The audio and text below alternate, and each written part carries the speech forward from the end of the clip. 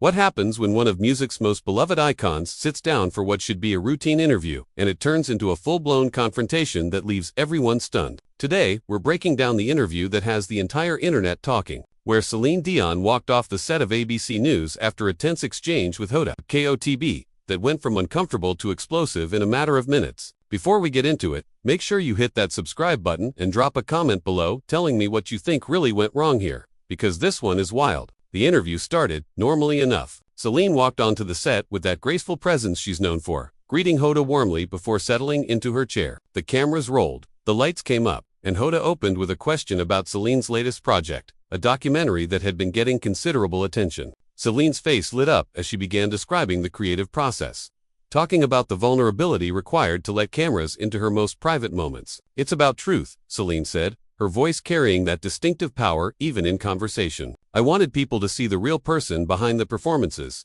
behind the stage presence. We spend so much time creating these perfect images, but life isn't perfect. My life certainly hasn't been." Hoda nodded along, appearing engaged and supportive. "And that's what makes this documentary so powerful," she said. "You've opened up about things you've never discussed publicly before. Can you talk about what made you decide now was the right time?" Celine leaned forward slightly, her expression becoming more serious. "There were moments when I didn't think I could continue. When you face certain challenges, especially health challenges, you realize that holding everything inside doesn't protect you. It just isolates you. I wanted to connect with people who might be going through similar struggles. This is where things started to shift." Hoda's next question came with a different energy, a probing quality that made Celine's posture stiffen almost imperceptibly. "You mentioned health challenges, and I think everyone watching knows what you've been dealing with. But there's been speculation, and I think people are wondering, were there other factors? Things beyond the medical diagnosis that contributed to your stepping back from performing?" You could see Celine's jaw tighten. Her smile remained, but it changed, becoming more fixed, more careful. "I'm not sure what you're asking," she said, her tone polite but cautious. Hoda pressed forward. "Well, there have been reports, unconfirmed, of course, about struggles behind the scenes, professional disagreements, personal challenges beyond your health. Some people close to your team have suggested that the health issues, while very real, might have coincided with other pressures that made stepping away feel necessary."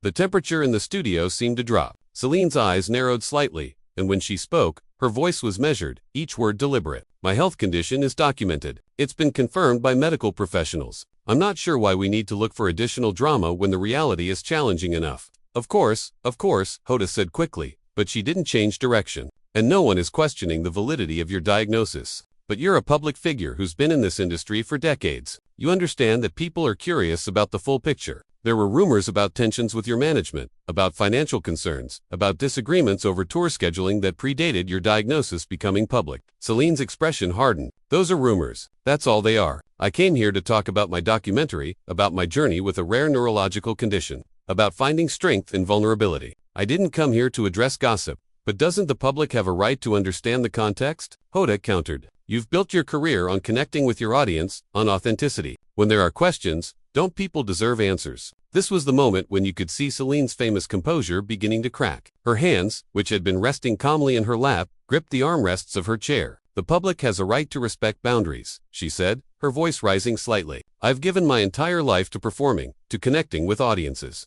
But that doesn't mean every aspect of my personal and professional life is public property." Hoda shifted in her seat, perhaps sensing she'd touched a nerve but choosing to continue anyway. "I understand that, but you're the one who made a documentary. You're the one who chose to share intimate details of your life. So where's the line? What makes some information acceptable to share and other information off limits?" Celine's eyes flashed. "The line is where I draw it. I chose what to include in my documentary because those were my stories to tell, my experiences to share. What I didn't include were unverified accusations and industry gossip that have nothing to do with my actual life." "So you're saying these reports about professional tensions are completely false?" Hoda asked. "I'm saying they're irrelevant to this conversation," Celine replied sharply. "You're trying to turn a health crisis into a scandal, and I won't participate in that." Hoda leaned back slightly, her expression remaining professional but her tone taking on an edge. "I'm a journalist, Celine. My job is to ask questions, especially when there are inconsistencies in the narrative. You disappeared from public life quite suddenly." The official explanation came weeks later. During that time, there were numerous reports from people who claimed to have inside knowledge. "Inside knowledge?" Celine repeated, her voice dripping with skepticism. "Do you know how many people claim to have inside knowledge about my life? Most of them have never met me. They've never been in a room with me. They read something online or hear something third-hand, and suddenly they're experts on my situation. But some of these sources were credible, Hoda insisted. People who've worked in the industry for years, who had no apparent reason to fabricate stories. Celine's laugh was short and bitter. Credible according to whom? The same media that turns every personal struggle into entertainment. I have a neurological condition that affects my ability to perform, to live my normal life. That's not a conspiracy. It's not a cover story. It's my reality, and it's exhausting enough without having to defend it against people who think they know better. The silence that followed was thick and uncomfortable. Camera operators shifted nervously. Producers watching from behind the scenes exchanged worried glances. Hoda, to her credit, maintained her composure. But there was a determination in her eyes that suggested she wasn't ready to back down. I'm not trying to dismiss your health struggles, Hoda said, her voice softer but still firm. But part of my responsibility as an interviewer is to ask the questions that audiences are thinking. And many people have wondered about the timing, about the circumstances, about whether there's more to the story than what's been publicly shared. Celine stood up abruptly, and for a moment it seemed like she might leave right then. But she remained standing, her hands pressed against the arms of the chair, leaning toward Hoda with an intensity that made everyone in the studio hold their breath. Let me be absolutely clear, Celine said, her voice low but powerful. My health crisis was real. It is real. Every morning I wake up not knowing if my body will cooperate with me. I've had to cancel performances that meant everything to me. I've disappointed fans I would never want to disappoint. And through all of that, I've maintained my dignity and my privacy as much as possible. Now you're sitting here, on national television, suggesting that I've lied. That there's some hidden agenda, some scandal you're entitled to uncover. That's not journalism. That's exploitation. Hoda's face remained remarkably neutral, but you could see the calculation happening behind her eyes. She gestured gently for Celine to sit back down. I think exploitation is a strong word. I'm asking questions based on information that's been reported by multiple outlets. If those reports are inaccurate, this is your opportunity to set the record straight. Celine slowly lowered herself back into the chair, but her body language screamed tension. Every muscle appeared coiled, ready to spring. You want me to dignify tabloid speculation with a response. That's exactly how this cycle continues. I deny one false story, and tomorrow there are 3 more. I address one rumor, and it gives credibility to the idea that there was something to address in the first place. But silence can also be interpreted as confirmation, Hoda said. When people don't speak up, others fill in the blanks. And frankly, some of the blanks that have been filled in are more damaging than anything you might actually say. Celine's expression shifted to something close to disbelief. So you're telling me it's my fault that people spread lies? That I'm responsible for managing false narratives created by strangers? Do you understand how absurd that sounds? I'm saying that as a public figure, you have tools at your disposal to control your narrative, Hoda replied, and when you choose not to use those tools, you can't be surprised when others shape the narrative for you. Control, Celine repeated, shaking her head. You think I have control over what millions of people believe? Over what gets printed, what gets shared, what gets twisted beyond recognition? I've been in this industry long enough to know that control is an illusion. The moment you try to chase down every false story, you've already lost. Hoda leaned forward, her expression earnest. Then, help me understand your perspective. You say the health issues are real, and I believe you. But were there other factors in your decision to step back? Conflicts with your team, concerns about your vocal abilities beyond the neurological condition, financial pressures from contractual obligations. The color rose in Celine's cheeks. You really won't let this go, will you? You've decided there's a story here beyond what I've told you, and you're determined to extract it whether it exists or not. I'm determined to have an honest conversation, Hoda said. You agreed to this interview, knowing I would ask substantive questions. If you only wanted to promote your documentary, you could have done a puff piece with any number of outlets that would have lobbed you softballs for 20 minutes. A puff piece, Celine said quietly, dangerously. Is that what you call respecting someone's boundaries? Anything less than interrogation is just a puff piece. I call it journalism versus publicity, Hoda responded. And there's a difference. You're a sophisticated woman who's done hundreds of interviews. You know the difference too. Celine was silent for a long moment, her gaze fixed on Hoda with an intensity that was almost uncomfortable to watch. When she finally spoke, her voice was eerily calm. Let me tell you about journalism versus publicity. Journalism is seeking truth. Publicity is creating narratives. What you're doing right now is neither. You're taking fragments of gossip from unnamed sources and treating them as facts that need to be confirmed or denied. That's not truth-seeking. That's sensationalism dressed up in professional language. I disagree, Hoda said firmly. When multiple sources report similar information, that becomes newsworthy. It becomes something worth exploring. And my job is to explore it, even when it makes my guest uncomfortable. Uncomfortable, Celine laughed, but there was no humor in it. You think this is about being uncomfortable? I've performed for audiences of thousands. I've dealt with critics, with skeptics, with people who've questioned every choice I've made professionally and personally. I can handle uncomfortable. What I won't handle is being accused of dishonesty on national television. I haven't accused you of anything, Hoda protested. I've asked questions. Your questions are accusations, Celine shot back. Every single one of them implies that I'm hiding something, that my public statements are incomplete or misleading. You're not asking me to clarify. You're asking me to confess to something that doesn't exist. Hoda's jaw tightened slightly. If it doesn't exist, why are you so defensive about it? The question hung in the air, like a bomb waiting to detonate. Celine's eyes widened, and for a moment she looked genuinely shocked. Did you really just say that? Did you really just use my refusal to engage with baseless speculation as evidence that the speculation might be true? That's manipulation. That's a rhetorical trap, and it's beneath you. It's a fair observation, Hoda insisted. When someone reacts this strongly to questions about publicly reported information, it raises questions about why the reaction is so intense. Celine stood up again, and this time, there was no hesitation in her movement. My reaction is intense because you're attacking my credibility, my honesty, and my character while pretending it's just conversation. You're suggesting to everyone watching that there's smoke, so there must be fire. You're planting doubt where there shouldn't be any, and you're doing it to someone who's already dealing with a devastating health condition that's taken away my ability to do the thing I love most.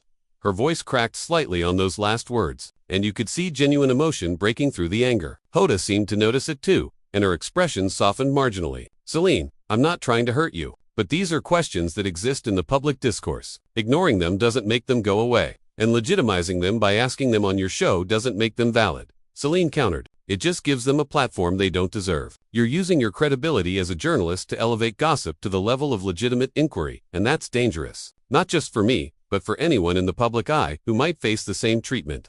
So you're saying journalists should never ask difficult questions? Hoda challenged. I'm saying journalists should know the difference between difficult questions and fishing expeditions. Celine replied, a difficult question seeks information. What you're doing is creating innuendo and expecting me to defend myself against it. Those are not the same thing. Hoda took a breath, clearly trying to recalibrate. All right, let me ask you this directly. Are you satisfied with how your management team has handled your career over the past few years? Celine's expression turned cold. Are you satisfied with how your producers decided this interview should go? See, I can ask loaded questions too. Any answer I give you will be dissected for hidden meaning. If I say yes, you'll suggest I'm being defensive. If I express any reservation, you'll treat it as confirmation of conflict. It's a no-win scenario, and I'm not playing. It's a simple question, Hoda said. There are no simple questions when you're setting a trap. Celine responded. Everything you've asked has been designed to paint a picture of dysfunction, of hidden problems, of a narrative that doesn't match reality. I won't help you build that picture. Hoda's professional mask was beginning to slip,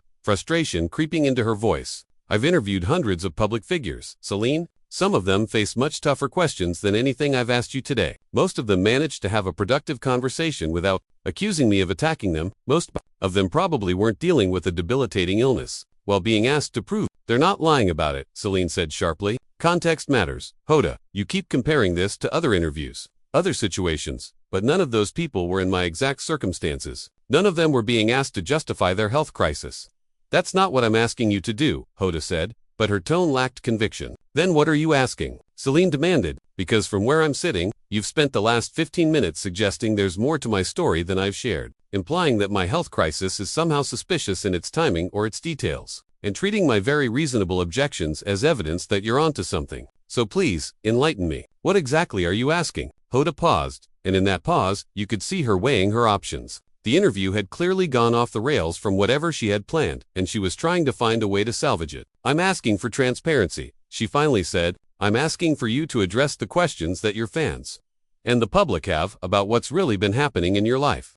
My fans don't need me to address gossip, Celine said firmly. My real fans, the people who've supported me for decades, they trust me. They believe me when I share what I'm going through. It's only people like you, people in the media looking for a story beyond the story I'm telling, who need more. And I'm sorry, but your need for content doesn't obligate me to provide it.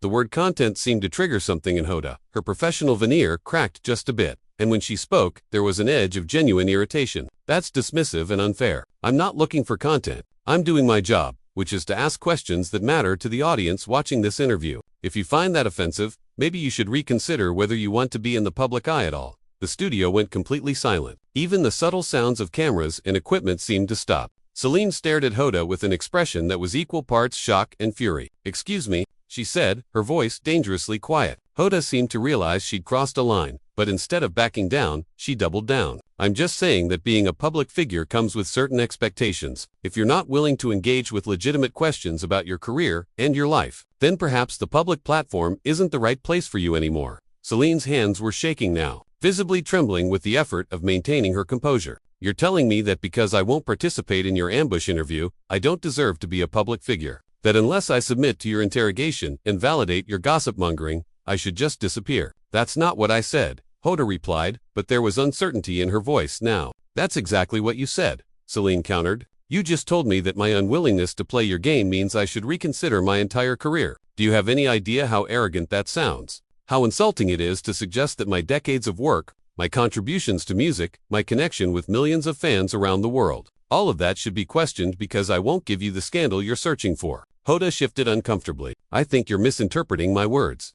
I'm interpreting them exactly as you meant them, Celine said. You're frustrated because you're not getting the interview you wanted. You came in here with an agenda, with a story you'd already decided existed, and I'm not cooperating with that story. So now you're lashing out, suggesting that I'm the problem, that my boundaries are unreasonable. That's not journalism. That's ego. Hoda's face flushed. My ego has nothing to do with this. I'm trying to have an honest conversation, and you're being hostile and defensive at every turn. I'm being defensive because I'm being attacked. Celine shot back. You keep framing this as if I'm overreacting, but put yourself in my position for 1 second. Imagine you're dealing with a serious health crisis. You've been open about it, you've shared your struggles, you've made yourself vulnerable, and then you sit down for an interview expecting to talk about your journey, and instead you get accused of lying, of hiding things. How would you respond? Hoda was quiet for a moment. I would answer the questions, she finally said. I would address the concerns directly instead of deflecting. I've tried to answer, Celine said, her voice rising, but you don't want answers. You want admission, you want me to confirm your narrative, and when I don't, you just ask the same questions in different ways. So what do you want? Hoda asked, frustration bleeding through. You came here for an interview. I'm interviewing you. If you don't like my questions, what kind of questions would you prefer? Should I just ask you what your favorite color is? The sarcasm was unmistakable, and it seemed to be the final straw for Celine. She stood up, and there was a finality to the movement. She reached for the small microphone clipped to her collar and began removing it. I would prefer questions that treat me with basic respect, she said quietly. Questions that come from a place of genuine curiosity rather than gotcha journalism. Questions that acknowledge I'm a human being dealing with real challenges, not just a subject to be dissected for ratings. Hoda stood as well, alarm crossing her features. Celine, wait, don't do this. We can recalibrate. We can talk about whatever you want to talk about. Now you want to talk about what I want to discuss, Celine asked, setting the microphone on her chair. After spending 20 minutes ignoring every boundary I tried to set, after questioning my integrity, my honesty, my right to privacy, now you're ready to have the conversation on my terms. I'm trying to salvage this, Hoda said. Celine shook her head slowly. You don't get it. This isn't about the specific questions anymore. It's about the fundamental lack of respect you've shown me from the moment this interview started. You decided who I was and what my story should be before I even sat down. Nothing I've said has changed that. You're still looking for the crack in the facade, still convinced there's something I'm hiding. I never said you were dishonest, Hoda protested. You didn't have to say it explicitly, Celine replied. It's been the subtext of every question, every follow-up, every skeptical expression. You've communicated it perfectly, clearly, without ever using those exact words. Hoda's expression hardened again. If you walk out of this interview, people are going to wonder why. They're going to assume you had something to hide. Celine actually smiled at that, but it was a sad, tired smile. And there it is, the threat. Stay and submit to my questions, or leave and face speculation. You're literally proving my point. This whole thing has been a trap from the beginning. That's not a threat, Hoda said. It's reality. You're a public figure, making a very public exit from an interview. Of course, people will have questions. Let them have questions, Celine said, gathering her composure like armor. I'd rather deal with speculation from strangers than continue to sit here and be disrespected by someone I thought was a professional. She took a step toward the edge of the set, then paused and turned back to face Hoda one last time. You know what the saddest part is? I actually admired you. I thought you were one of the good ones. Someone who could ask hard questions without losing sight of a human being in front of you. I was wrong. Hoda's face was a mask of conflicting emotions. You don't get to walk out of here acting morally superior when you're the one who refused to have an honest conversation. I tried to have an honest conversation, Celine said, her voice steady. But honest doesn't mean I have to answer every invasive question you dream up. I've been honest about what matters, about my health, about my struggles. That you wanted more, that's not my problem. That's yours.